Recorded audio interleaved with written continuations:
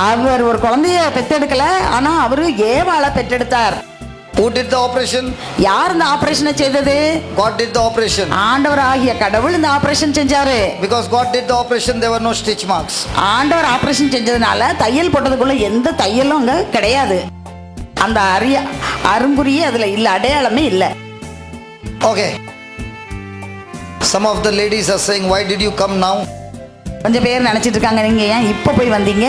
You should have come 50-60 years back. ஒரு 50-60 வருஷத்துக்கு முன்னாலே நீங்க வந்திருந்தா எவ்வளவு வசதியா இருந்திருக்கும் எங்களுக்கு. I also would have delivered the baby without labor pain. நாங்களும் வலி இல்லாம பிள்ளைகளை பெத்தெடுத்திருப்போமே. Doesn't matter. பரவாயில்ல. Now you are grandmother. இப்ப நீங்க பாட்டியா இருக்கீங்க. You got daughter-in-law. உங்களுக்கு மருமக இருக்காங்க. You got a daughter. உங்களுக்கு மகா இருக்காங்க. You can teach them. அவங்களுக்கு நீங்க சொல்லிக் கொடுக்கலாம். You got neighbors. உங்களுக்கு பக்கத்து வீட்டுல இருக்காங்க. You can teach them. அவங்களுக்கு சொல்லிக் கொடுக்கலாம். Praise God. Praise God. Okay. First one, decision to change. Second one, desire to change. Third one, deepen your knowledge. உங்களுடைய அறிவை ஆழப்படுத்திக் கொள்ளுங்கள். Deepen your knowledge. உங்கள் அறிவை ஆழப்படுத்திக் கொள்ளுங்கள். Awareness. விழிப்புணர்வை ஏற்படுத்திக் கொள்ளுங்கள். And understanding. புரிதலை ஏற்படுத்திக் கொள்ளுங்கள். Deepen your knowledge. உங்களுடைய அறிவை ஆழப்படுத்துங்கள். Awareness. விழிப்புணர்ச்சி. And understanding. புரிந்து கொள்ளுதல். Praise God. Praise God. Now, let's say the doctor said you got a particular type of a sickness. Doctor சொல்றாங்க உங்களுக்கு ஒரு குறிப்பிட்ட வகையான வியாதி இருக்குன்னு சொல்றாங்க. You have never heard that word before. இந்த வார்த்தையை நீங்க இதுக்கு முன்னால கேட்டதே இல்லைன்னு வச்சுக்குவோம். Let me ask the youngsters. நான் இப்போ யங்ஸ்டர்ஸ் வாலிப பிள்ளைங்கிட்ட கேட்குறேன். My very young sister. ரொம்ப இளமையா இருக்கக்கூடிய சகோதரி. Supposing the doctor gave you a particular sickness. Doctor வந்து ஒரு வியாதி உங்களுக்கு இருக்குன்னு சொல்றாங்கன்னு வச்சுக்குவோம். First thing, what will the youngsters do? முதல்ல யங்ஸ்டர்ஸ்லாம் என்ன செய்வாங்க? Thank God for the internet. உடனே அவங்க இன்டர்நெட்டுக்கு நன்றி சொல்லுவாங்க. உடனே அவங்க go to Google search. Google சர்ச்ல போய் உடனே உட்கார்ந்துருவாங்க. அந்த பேரை வச்சுட்டு சர்ச் பண்ணுவாங்க. They will search about that sickness. அந்த சிக்னஸை பத்தி எல்லாம் எடுப்பாங்க. They will deepen their knowledge about the sickness. நல்லா அதை வாசிச்சு அவங்களுடைய அறிவை அதன் மூலமாக ஆழப்படுத்திக் கொள்வார்கள். And the more and more they deepen that knowledge, எவ்வளவு அதிகமாக அந்த வியாதியை பற்றி அறிவை அவர்கள் ஆழப்படுத்துகிறார்களோ they'll become stronger and stronger. அவங்க நல்லா ஸ்ட்ராங் ஆயிட்டு பலமாயிட்டே இருப்பாங்க. To believe how they are going to die soon. எப்படி இந்த வியாதியினால சீக்கிரமா செத்து போறோம் அப்படிங்கிறதுல நல்லா ஸ்ட்ராங் ஆயிருவாங்க. So when the doctor is saying this, they will say, not only that doctor, the symptoms are this and this and this. I studied everything. Doctor இப்படி இருக்கும்னு சொல்றதுக்குள்ள இல்ல டாக்டர் இது இப்படி இருக்கும், ஏன்னா நான் எல்லாத்தையுமே நாங்க படிச்சு வச்சிருக்கோம் அப்படின்னு சொல்லுவாங்க. Now studying about that sickness, what kind of faith you will get? அந்த நோயை பத்தி இப்படி படிக்கிறதுனால எப்படிப்பட்ட நம்பிக்கை உங்களுக்கு வரும், எந்த விசுவாசம் உங்களுக்கு வளரும்?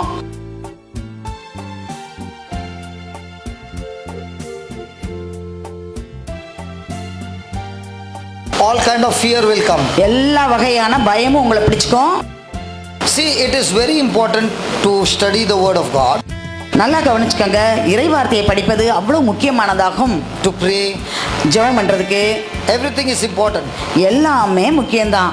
But after that there is something also very important. அதுக்கு பிறகு இன்னொரு காரியமும் ரொம்ப முக்கியமானது. Who is talking to you? யார் உங்ககிட்ட பேசுறாங்க? Who is giving you more knowledge? யார் உங்களுக்கு அதிகமான அறிவை கொடுக்கறாங்க? What kind of knowledge? எப்படிப்பட்ட அறிவு உங்களுக்கு கொடுக்கப்படுகிறது? In Nagarkoil there are beauty parlors. நாகர்கோயில்ல பியூட்டி பார்லர் இருக்குதா?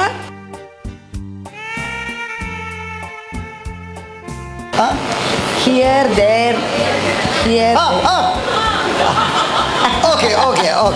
இதான் இருக்குது. Okay.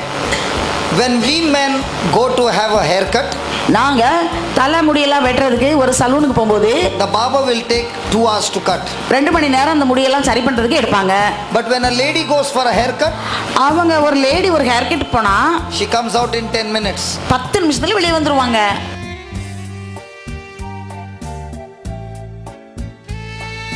You see any man going to the saloon? எங்கேயாவது பார்த்துருக்கீங்களா ஒரு நபர் வந்து சலூனுக்குள்ள போகிறத 2 hours he will take. 2 மணி நேரம் உட்காந்துருப்பாங்க சரி பண்ணுறதுக்கு. But you look at the ladies? ஆனால் பெண்களை நீங்கள் பார்த்தீங்கன்னா Fast. சீக்கிரம் வேகமாக முடிச்சிருவாங்க. சரியா? Huh? Okay, let's say she's the newly married lady இப்போ எடுத்துக்குவோம் இந்த சகோதரி இப்போ தான் கல்யாணம் முடிஞ்சிருக்கு இவங்களுக்கு. and I am the beautician. நான் தான் beautician. So she comes for a haircut. அப்போ இவங்க வந்து எங்கிட்ட இந்த ஹேர் ஸ்டைல் பண்ணுறதுக்கு வந்திருக்காங்க. ஹேர் கட், ஐப்ரோஸ் எல்லாம் ட்ரிம் பண்ணுறதுக்கு வந்திருக்காங்க. ஃபேஷியல் பண்ணுறதுக்கு வந்திருக்காங்க. and many things. அப்படி நல்லா பியூட்டிஃபை பண்ண வந்திருக்காங்க. So when I am doing the work, நான் அப்படியே உட்கார்ந்து இந்த வேலையெல்லாம் பண்ணும்போது I am talking to her. நான் பேசிட்டே இருக்கேன். So I'm asking her, நான் கேட்டுட்டே இருக்கேன். how's your wedding? எப்படி உங்க கல்யாண வாழ்க்கை இருக்கு? How is everything going on? எல்லாம் எப்படி போயிட்டு இருக்கு? நல்லா, ரொம்ப நல்லா போயிட்டு இருக்கு. What is your husband doing? உங்க ஹஸ்பண்ட் என்ன பண்ணிட்டு இருக்காங்க? Working in the office. அவங்க ஆபீஸ்ல வேலை பண்றாங்க. Oh yeah. What is his salary? அவங்களுடைய வருமானம் எவ்வளவு? Da-da-da-da-da. எவ்வளவு? What position is working? அவங்க எந்த பொசிஷன்ல ஒர்க் பண்றாங்க? Da-da-da-da. இப்படி இருக்காங்க. So all this talk is going on. எல்லாம் அப்படி போயிட்டே இருக்கு. What time does he come? எந்த நேரத்துல வீட்டுக்கு வருவாங்க? 7 o'clock he comes. 7 மணிக்கு வீட்டுக்கு வராங்க. Very nice, very nice. But I'm giving you advice as a big ஆனா நான் வந்து உங்களோட மூத்த சகோதரி மாதிரி உங்களுக்கு ஒரு ஆலோசனை அறிவுரை தரேன். You must always keep a note on your husband. எப்போ உங்க ஹஸ்பண்ட் மேல ஒரு கண்ணு வச்சிருக்கணும் நீங்க. When he's talking on the mobile quietly, எப்போ மொபைலை வச்சுட்டு குசு குசுன்னு அப்படி பேசிட்டு இருக்கும்போது அது இன்னும் சத்தம் இல்லாம அப்படி நீங்க கவனமா இருக்கணும். Be careful, something is going on. அங்க ஏதோ போயிட்டு இருக்குது. Instead of 7 o'clock he comes at 9 o'clock. 7 மணிக்கு வராதுக்கு பதிலா 9 மணிக்கு வந்தாங்கன்னா he will tell office overtime. அவங்க சொல்லுவாங்க ஆபீஸ்ல ரொம்ப ஓவர் டைம் ஆகும் எனக்குன்னு. Office overtime இல்ல. ஆபீஸ் ஓவர் டைம் இல்ல அது. அது யாங்கயோ யார் கூட இப்படி போனது. Secretary overtime. செக்ரட்டரி அங்க இருந்தாங்க. I'm telling you. நான் உனக்கு சொல்லி தரேன். Not your husband. உங்க ஹஸ்பண்ட் இல்ல. But I'm telling you. ஆனா உங்களுக்கு சொல்லி தரேன். Men are like this. ஆம்பளைங்களே இப்படி தான். How do I know? எப்படி எனக்கு தெரியும்? I am married, no? எனக்கு கல்யாணம் ஆச்சே. 3 times. 3 தடவை கல்யாணம் ஆச்சு. You only 1 time. நீ ஒரு தடவை தான் கல்யாணம் பண்ணிருக்க. I 3 times. நான் 3 தடவை பண்ணிருக்கேன். All the 3 same. 3 பேரும் ஒரே மாதிரி தான். But don't worry. ஆனா கவலைப்படாத. Your marriage is good. உன்னோட மேரேஜ் ரொம்ப நல்லது தான். After 2 hours the work is done. 2 மணி நேரம் கழிச்சு எல்லாம் முடிஞ்சிச்சு. She is beautiful, going home. அப்படியே அழகா எல்லாம் பண்ணிட்டு வீட்டுக்கு போறாங்க. All decked up. எல்லாம் நல்லா டெக்கரேட் பண்ணி போயாச்சு. Waiting for the husband. Husband வராருன்னு காத்துட்டு இருக்காங்க. 7 o'clock call comes. 7 மணிக்கு ஒரு கால் வருது. Boss told me to wait in the office. Boss வந்து கூட கொஞ்ச நேரம் ஆபீஸ்ல வெயிட் பண்ண சொல்லிருக்காரு. I'll come at 9 o'clock. நான் 9 o'clock தான் வருவேன். Now she is sitting and thinking what? இவங்க என்ன நினைச்சிட்டு இருக்காங்க இப்ப உட்கார்ந்து?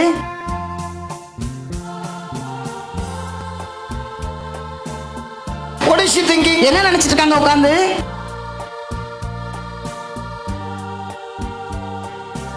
Huh? What the beautician said. Oh, all ladies think like that only? எல்லாரும் அப்படிதான் நினைப்பாங்களா? பியூட்டிஷியன் சொன்னதான் நினைச்சிருக்காங்கன்னு. Now when the husband is genuinely coming from 7. உண்மையாகவே அவங்க கணவர் அங்க வேலை இருந்து 9 மணிக்கு வராங்க வேலையை முடிச்சிட்டு. What is the wife doing? இந்த ஒய்ஃப் என்ன செய்வாங்க? பக்கத்துல போய் மோந்து பார்ப்பாங்க எப்படி. Now when she's talking, is she going to talk the right way or little with doubts? அவங்க பேசும்போது இயல்பா பேசுவாங்களா அல்லது ஒரு சந்தேகத்தோடயே அவங்ககிட்ட பேசுவாங்களா? Who has changed the mind of this woman? இந்த பெண்ணோட அந்த சிந்தனையை மாற்றினது யாரு? So which kind of people talk to you every day? எப்படிப்பட்ட மக்கள் அன்றாடம் உங்களோட பேசிட்டு இருக்காங்க? Who is educating you and with what? யார் உங்களுக்கு கற்றுக் கொடுக்கறாங்க? எந்த விதத்துல எதை கற்றுக் கொடுக்கறாங்க? Because remember, every day we are deepening our knowledge. ஏனென்றால் ஒவ்வொரு நாளும் நாம் நம்முடைய அறிவை ஆழப்படுத்திக் கொண்டே இருக்கின்றோம். that knowledge need not be the word of God. அந்த அறிவானது இறைவார்த்தையை பற்றிய அறிவாக இருக்க வேண்டும் என்பதல்ல. But you must see that you always deepen the knowledge of the word of God. ஆனால் நீங்கள் எப்போதும் ஒன்றை மனதில் வைத்துக் கொள்ள வேண்டும், இறைவார்த்தையை பற்றிய அந்த அறிவை நீங்கள் ஆழப்படுத்த வேண்டும் என்பதை. Next day husband again coming late. அடுத்த நாளும் ஹஸ்பண்ட் லேட்டா வராங்க. 1 week is coming late. ஒரு வாரத்துக்கு லேட்டாவே வந்துட்டு இருக்காங்க. After 1 week what she is saying? ஒரு வாரத்துக்கு பிறகு இவங்க என்ன சொல்றாங்க? I know where you are going. நீங்க போகும்போதே எனக்கு தெரியும். I know with whom you are talking. நீங்க யார் கூட பேசிருக்கீங்கன்னு எனக்கு தெரியும். She told me. அவ சொன்னாங்களே. She told me. அவங்க என்கிட்ட முதல்ல சொன்னாங்களே. Husband is asking, who told you? யார் உனக்கு சொன்னா? And what did she say? என்ன சொல்லி தந்தாங்க? Your mother is like that. உங்க அம்மா அப்படிதான். Then she will say, your papa is like that. உங்க அப்பா அப்படிதான். Now what happened? Fighting. ரெண்டு பேர்கிட்ட சண்டை ஆரம்பிச்சாச்சு. I'm going home. நான் வீட்டுக்கு போறேன். I'm not coming back. நான் திரும்பி வர மாட்டேன். Does small things make a big mountain? இந்த சின்ன காரியம் ஒரு பெரிய மலையாகுதா? When somebody is giving you some knowledge, யாராவது உங்களுக்கு இப்படிப்பட்ட அறிவை கொடுப்பார்கள் என்றால், is that knowledge going to encourage you? அந்த அறிவானது உங்களை ஊக்கப்படுத்த போகின்றதா? Is it going to edify you? அது உங்களை சரியான வழியிலே நடத்தி செல்ல போகின்றதா? Is it going to deepen your knowledge through the word? அது இந்த இறைவார்த்தையின் படி அந்த அறிவை ஆழப்படுத்துவதாக அது அந்த ஆலோசனை அமையுமா? And if you get all this knowledge, இப்படிப்பட்ட எல்லா வகையான அறிவையும் நீங்கள் பெற்றுக்கொள்வீர்கள் என்றால், what do you think will be your future? உங்களுடைய எதிர்காலம் எப்படிப்பட்டதாக இருக்கும்? Why they are so sad? எதுக்கு எல்லாம் ரொம்ப கவலையாயிட்டீங்க? I was only taking an example. ஒரு எக்ஸாம்பிள் தானே சொன்னேன், எடுத்துக்காட்டு. Why your beautician told you the same thing? உங்க பியூட்டி பார்லர்ல போகும்போது அவங்க உங்களுக்கு இப்படி கதை தான் சொல்லி கொடுத்தாங்களோ? முகத்தெல்லாம் பார்த்தா அப்படி இருக்குது. Some of them are thinking, oh, my beautician also said the same. ஐயே, நான் போன அந்த பியூட்டிஷியன் இப்படி தானே சொன்னாங்க, எப்படி கரெக்டா இவர் சொல்றாரு? Praise God. Praise God. Very, very, very, very important. ரொம்ப ரொம்ப ரொம்ப ரொம்ப முக்கியமானது. With whom are you fellowshipping? நீங்க யாரு கூட கூட்டு வச்சிருக்கீங்க, ஒவ்வொரு நாளும் தொடர்பு வச்சிருக்கீங்க, friendship. What kind of things do you educate yourself with? உங்களையே நீங்கள் எவ்வகையான காரியங்களால் நீங்கள் படிப்பித்துக் கொள்கின்றீர்கள்? So write down, educate yourself with the word of God. எழுதிக்கங்க, உங்களையே இறைவார்த்தை. Educate yourself with the word of God. இறை வார்த்தையினால் உங்களையே நீங்கள் கற்றுக்கொடுங்கள், உங்களுக்கே நீங்கள் கற்றுக்கொடுங்கள். Praise the Lord. Praise the Lord. Look here. When you go to fix up a marriage, நீங்க ஒரு கல்யாணத்தை நிச்சயிக்கிறதுக்கு நீங்க போறீங்க. what will you ask? நீங்க என்ன கேட்பீங்க? What's the education of the boy? அந்த பையன் என்ன படிச்சிருக்கான்? What's the education of the girl? அந்த பொண்ணு என்ன படிச்சிருக்கா? How many of you are asking what's the education in the word? எத்தனை பேர் கேக்குறீங்க இவங்க இறை வார்த்தையில எவ்வளவு தூரம் இவங்க படிச்சிருக்காங்கன்னு சொல்லி கேக்குறீங்க? Hello. எத்தனை பேர் இவங்க இறை வார்த்தையில எவ்வளவு தூரம் இவங்க படிச்சிருக்காங்க அப்படின்னு கேக்குறீங்க? If the person is carnally thinking, ஒரு மனிதர் ஊனியல்புக்கு ஏற்ப சிந்தனை உள்ளவராக இருந்தார் என்றால், no matter how much he is educated, எவ்வளவு தூரம் அவர் படித்தவராக இருந்தாலும், if his thinking is contradicting to the word of God, அவருடைய சிந்தனையானது இந்த இறை வார்த்தைக்கு ஒவ்வாததாக முரண்பாடாக இருக்கும் என்றால், that life will be in the mess. அவருடைய வாழ்க்கையானது ஒரு குழப்பமான வாழ்க்கையாகத்தான் இருக்கும். Let me take two educated people's exam. நான் ரெண்டு படித்தவர்களுடைய உதாரணத்தை நான் எடுத்துக்கொள்கின்றேன். Where's the other one gone? Doctor, where's the other doctor gone? Come here, both of you doctors. நான் ரெண்டு படித்தவர்களுடைய We'll take some interview of two doctors. நம்ம ரெண்டு டாக்டர்களுடைய இந்த interview. Surely doctors means very highly நேர்காணல். அதை எடுத்துக்கொள்வோம். You interview her, I'll interview him. நீங்க அவங்கள இன்டர்வியூ பண்ணுங்க, நான் இவங்கள இன்டர்வியூ பண்றேன். See, now also she wants to come this side only. இப்பவும் அவங்க அந்த பக்கம் தான் வரலாம்னு பார்க்கறாங்க. Okay, doctor, you are educated as a doctor. நீங்க டாக்டரா படிச்சிருக்கீங்கல்ல? Yes. And when you became a doctor, you were also educated in the word of God. நீங்க அப்படி உங்க மெடிக்கல் சயின்ஸ் படிச்சு வரும்போது வேர்ட் ஆஃப் காட் படிச்சே வந்துட்டீங்களா? Little bit means கொஞ்சம். You are meditating on the word of God day and night. அப்போ நீங்க இறை வார்த்தை இரவும் பகலும் அப்படி தியானம் செஞ்சிட்டு இருக்கீங்களா? I used to read the word of God, but I'll spend more time in prayer. நான் Oh, word of you- God you- வாசிப்பேன், நிறைய நேரம் ஜெபம் பண்ணுவேன். Before getting married. Good boy, yaar. கல்யாணத்துக்கு முந்தைய நான் இப்படி இருந்தேன். அப்போ நீங்க ரொம்ப நல்ல பையன். You ask the girl, no? Same question. What is your answer? No. Okay. அதே கேள்விதான், பதில் வந்து இல்ல. So this man is praying. இந்த நபர் வந்து, இந்த டாக்டர் வந்து ஜெபம் பண்ணிட்டே இருந்தாங்க. This young lady is not praying. இவங்க ஜெபம் பண்ணுவாங்க. Sunday. Okay. ரோசன் சொல்லுவாங்க. Okay, you used to pray, but your mind used to be on the word of God or on the problems? நீங்க Good. Mark. நீங்க இறைவார்த்தை, நீங்க ஜெபம் பண்ணும் இறைவார்த்தை வாசிப்பீங்க. ஆனா உங்க சிந்தனை எங்க இருந்தது? சிந்தனை ப்ராப்ளத்துல இருந்ததா? ஆமா. And you? The problems. அதே மாதிரி தான் எனக்கும். Now you both got married. நீங்க ரெண்டு பேரும் கல்யாணம் முடிஞ்சது, உங்க ரெண்டு பேருக்கும். Both are doctors. ரெண்டு பேரும் doctors. Your marriage must have been paradise, isn't it? உங்க கல்யாணம் அப்படி மோட்சம் போல இருந்திருக்குமே. கல்யாண வாழ்க்கை Full of paradise. ஒரே மோட்சத்துல இருக்க மாதிரி தான், விண்ணக வாழ்வு போல சந்தோஷம். When we had problem, And vessels used to come down. Dang, ding, dang, ding, dang. அப்படி பிரச்சனை வரும்போது not like that. I know why not like that. You know why? But daddy and mummy are in the same house, no? அம்மா அப்பா ஒரே வீட்டில் இருக்காங்க, அதனால அப்படி பெரிய சண்டை வர முடியாது. My friend, even though they both are educated, இவங்க ரெண்டு பேரும் நல்ல படிச்சவங்களா இருந்தாலும், but if they are not educated in the word of God, அவர்கள் இறைவார்த்தையிலே அவர்கள் கல்வியை கற்றுக்கொள்ளாதபடி இருந்தார்கள் என்றால், the desires are not according to the word, அவர்களுடைய விருப்பம் எல்லாம் இறைவார்த்தைக்கு ஒத்ததாக இருந்திருக்க முடியாது. decisions are not according to the word, முடிவுகள் எடுக்கும்போது அது இறைவார்த்தைக்கு ஒத்ததாக இருந்திருக்குமா என்று சொல்ல முடியாது. so life becomes a chaos. அதனால் வாழ்க்கை ஒரு குழப்பங்களை சந்திக்க வேண்டி இருந்திருக்கலாம். Correct? Now you educate yourself with the word. இப்போது நீங்கள் இறைவார்த்தையால் உங்களை நீங்கள் கற்றுக் கொடுத்துக் கொள்கின்றீர்கள். Is the life the same? இப்போ வாழ்க்கை அதே மாதிரியாக இருக்கின்றதா? Same. No, same. அதே மாதிரி இருக்கின்றதா? இல்லை. Huh? Is life beautiful now? இப்போது வாழ்க்கை அழகானதாக இருக்கின்றதா? Yes. இப்போது வாழ்க்கை அற்புதமாக இருக்கின்றது. Because when I asked them before understanding the word, life has been chaos. No, everybody is watching. No.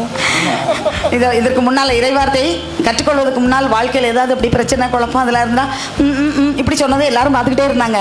But now I said, after educating yourself with the word of God, and now your mind is set on the word of God, now how is the relationship? Definitely not like before. ஆனால் அந்த இறைவார்த்தையை கற்றுக்கொண்ட பின், வாழ்க்கையை அதன் அடிப்படையில் அமைத்த பின் எப்படி இருந்தது என்று கேட்டபோது, நிச்சயமாக முன்பு போல் இல்லை என்று அவர்கள் சொன்னார்கள். My friend, the more and more you educate on the word of God, your relationship with not only your spouse, your relationship with your in-laws, outlaws, any kind of law is going to be awesome. நீங்கள் இந்த இறைவார்த்தையை கற்றுக்கொண்டு நீங்கள் அந்த இறைவார்த்தையை புரிந்து கொள்ளுதல் அறிவு என்பதில் நீங்கள் ஆளப்பட்டீர்கள் என்றால், உங்களுடைய உறவு உங்கள் திருமண வாழ்வில் உங்கள் இருவருக்கும் மட்டுமல்ல, மாறாக உங்கள் குடும்பத்தில் உள்ள அனைவருக்கும் அது மிகவும் அருமையான அழகான உறவாக இருக்கும். Now there is more unity. இப்போது ரொம்ப ஒற்றுமை இருக்குதா? That time what was there? You are thinking about yourself. You are thinking about yourself. அப்போது உங்களை பற்றி நீங்க நினைச்சிருந்தீங்க, உங்களை பற்றி நீங்க நினைச்சிருந்தீங்க. Don't tell us on the camera, brother. We'll give you interview afterwards. கேமரால அதை எடுக்க வேண்டாம், அப்புறமா இன்டர்வியூ வச்சுக்கலாம். சரியா? சரியா? Brother Edwin, சரியா?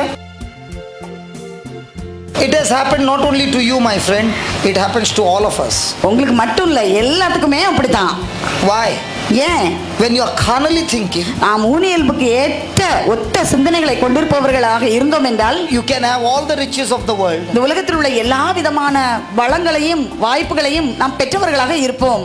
Still your life will be miserable. ஆனால் வாழ்க்கையானது மிகவும் ஒரு துன்பம் உள்ளதாக, வருத்தத்துக்குள்ளதாக இருக்கும்.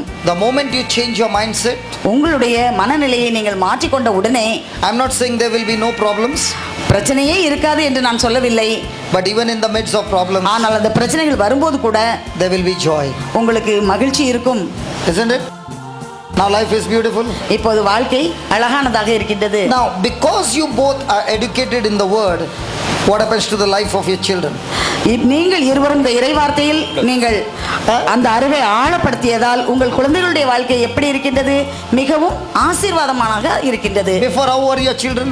இதற்கு முன்னால் எப்படி இருந்தது பிள்ளைகளுடைய வாழ்க்கை? just like you. நீங்கள் எப்படி இருந்தீர்களோ அப்படி இருந்தது. Now how are your children? நான் இப்போது உங்களுடைய குழந்தைகள் எப்படி இருக்கின்றார்கள்? Just like you. இப்போது நீங்கள் இருப்பதை போல் இருக்கின்றார்கள். Why? ஏன்? Your mindset has changed. உங்களுடைய மனநிலை மாற்றம் ஏற்பட்டுள்ளது. Their mindset has changed. அவர்களுடைய மனநிலையில் மாற்றம் ஏற்பட்டுள்ளது. There is joy in the family. குடும்பத்திலே பெரும் மகிழ்ச்சி இருக்கின்றது. Praise God. Praise God. Is it true?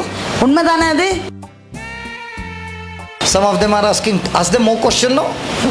இன்னும் கொஞ்சம் கேள்வி கேளுங்கன்னு சொல்றீங்களா? Praise God. Thank you. Thank God it's over. Hallelujah. Hallelujah. So educate yourself with the word. அதனால் இறை வார்த்தையை கொண்டு உங்களை நீங்கள் கற்றுக் கொடுத்துக் கொள்ளுங்கள். I believe everybody has gone to school. நான் நம்புறேன் எல்லாரும் ஸ்கூலுக்கு போயிருக்கீங்க. When did you get promoted to the next class? எப்போ உங்களுக்கு அடுத்த கிளாஸுக்கு போகலாம் அப்படின்னு சொல்ல ப்ரமோஷன் கிடைக்கும்? எப்போ அடுத்த கிளாஸுக்கு போவீங்க? When you pass the exam. நீங்கள் ஒரு தேர்வு எழுதி அதில் பாஸ் ஆனா மட்டும்தான் அடுத்த கிளாஸுக்கு போவீங்க. So how many of us every day are educating ourselves with the word of God, just like a student writing down notes?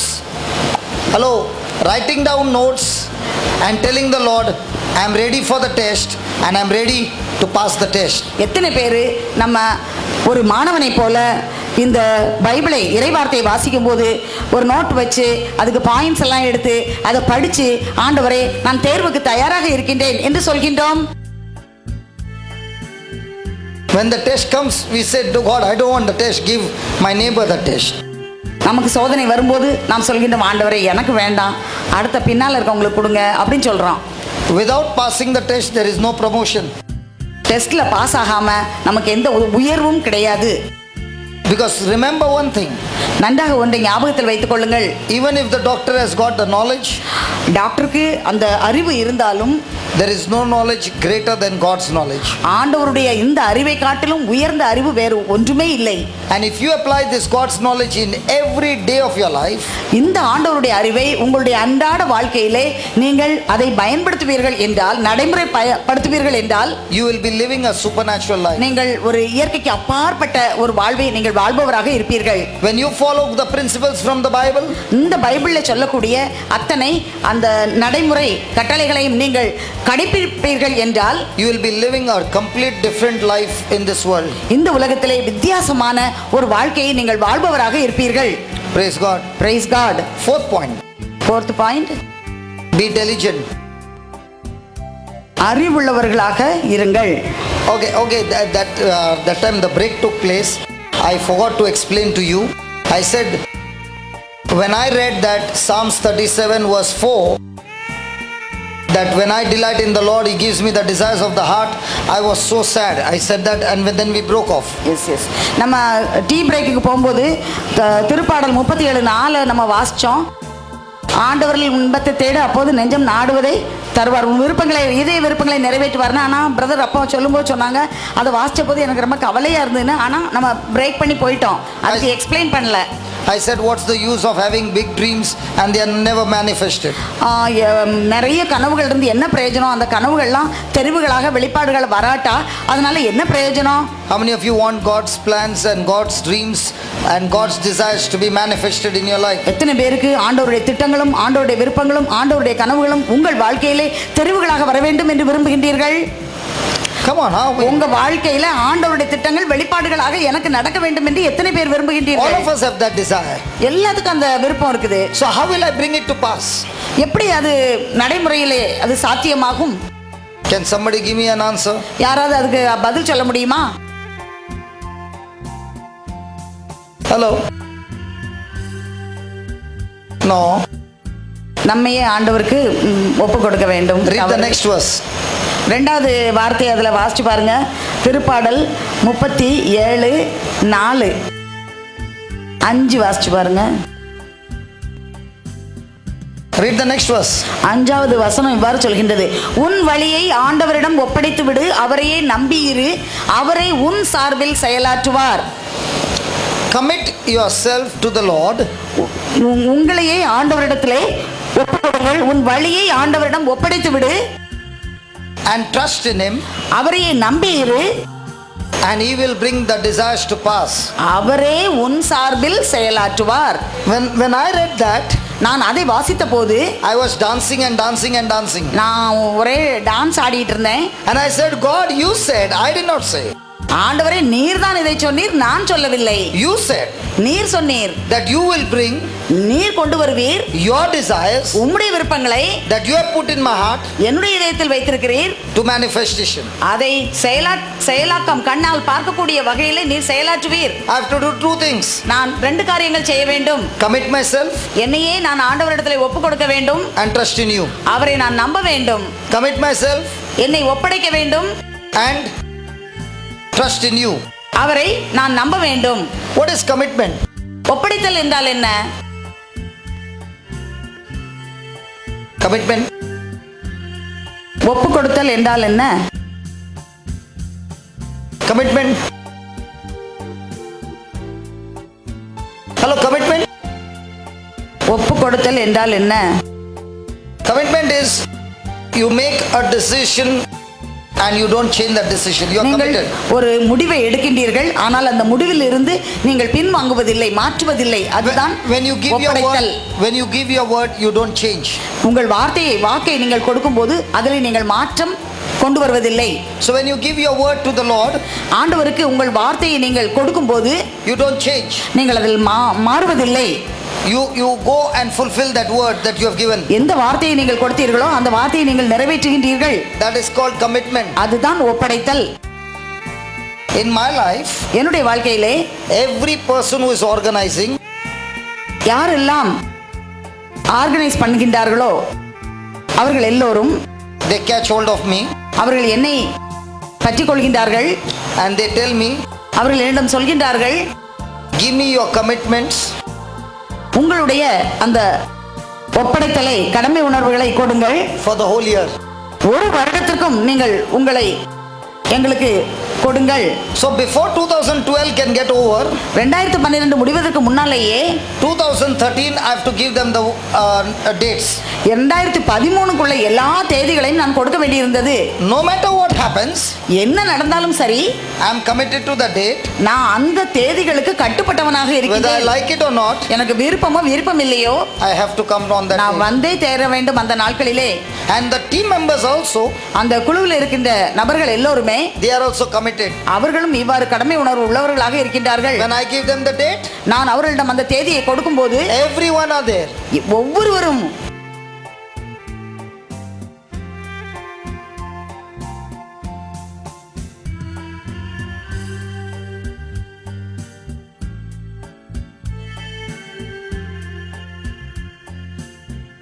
For the team members, it's 3 days இந்த குழுவில் உள்ள மெம்பர்ஸ்க்கெல்லாம் இது 3 நாள் in a month. ஒரு மாதத்துல. For me, it is 28 days a month. எனக்கு 28 நாள் ஒரு மாசத்துல. Hello. Commitment. So if you ask me September so and so date, such and such time, where will you be? நீங்க என்கிட்ட கேட்டா செப்டம்பர் மாசத்துல இந்தந்த தேதிகள்ல இந்தந்த நேரங்கள்ல நீங்க எங்க இருப்பீங்கன்னு, I'll tell you exactly where I will be.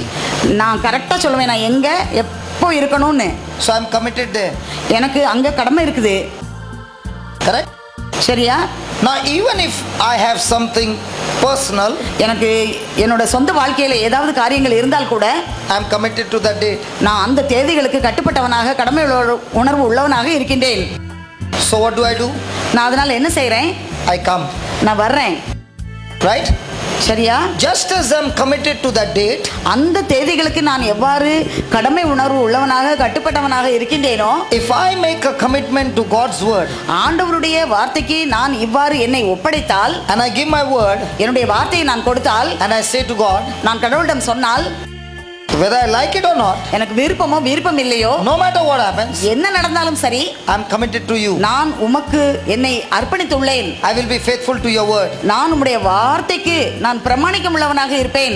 If a person has that kind of a mindset, இத்தகைய ஒரு மனநிலையை ஒரு நபர் பெற்றிருந்தால், God says, ஆண்டவர் சொல்கின்றார், all those desires that I put in your heart, உன்னுடைய இதயத்தில் நான் என்னென்ன விருப்பங்களை வைத்திருக்கின்றேனோ I will bring it to pass. அதை எல்லாம் முன்சார்பாக நான் செயலாற்றுவேன், நடைமுறைப்படுத்துவேன் என்று சொல்கின்றார். சொல்லுகிறார். Ask a question to yourself. உங்களுக்கே நீங்கள் ஒரு கேள்வியை கேட்டுக்கொள்ளுங்கள். Am I committed to God? நான் ஆண்டவருக்கு அர்ப்பணிக்கப்பட்டவளாக இருக்கின்றேனா? But when we pray to God, நாம் ஆண்டவரிடத்தில் ஜெபிக்கும் போது we tell God, ஆண்டவரிடத்தில் சொல்கின்றோம், you are committed to your word. ஆண்டவரே நீர் உமது வார்த்தைக்கு அர்ப்பணம் உள்ளவராக இருக்கின்றீர். You said by your wounds I am healed. நீர் சொன்னீர் உம்முடைய காயங்களால் நான் குணமடைந்துள்ளேன் என்று. I am believing your word. நான் உம்முடைய வார்த்தையை நம்புகின்றேன். I am confessing your word. நான் உம்முடைய வார்த்தையை அறிக்கையிடுகின்றேன். It has to manifest. இது கண்டிப்பாக தெரிவுகளாக வெளிப்பாடுகளாக வர வேண்டும். But what about my commitment to ஆனால் God? என்னுடைய அர்ப்பணம் உம்மை பற்றி என்னது?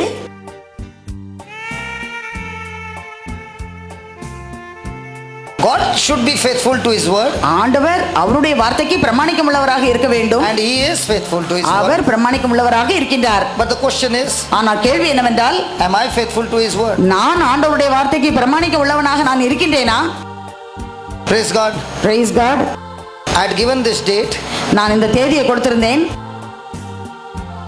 quite before. ரொம்ப நாளைக்கு முன்னாலேயே. And then I came to know அதுக்கப்புறம் எனக்கு தெரிய வந்தது, my daughter who was not supposed to come, என் மகா வருவாளுங்கிற ஒரு ப்ரோக்ராம் இல்லாமல் இருந்த போதும் my daughter came from Texas. அவ டெக்சாஸ்ல இருந்து வந்துட்டா. And tomorrow she is leaving என் மகா நாளைக்கு போறா, to US. யூஎஸ்க்கு போறா. I want to be with her எனக்கு என் மகா கூட இருக்கணும். because she has come only for a few days. என் மகா கொஞ்ச நாளைக்கு தான் வந்தா. And the daughter also wants the daddy by her side. என் மகளுக்கும் அப்பா பக்கத்தில் இருக்கணும்னு ஆசையாக இருக்கு.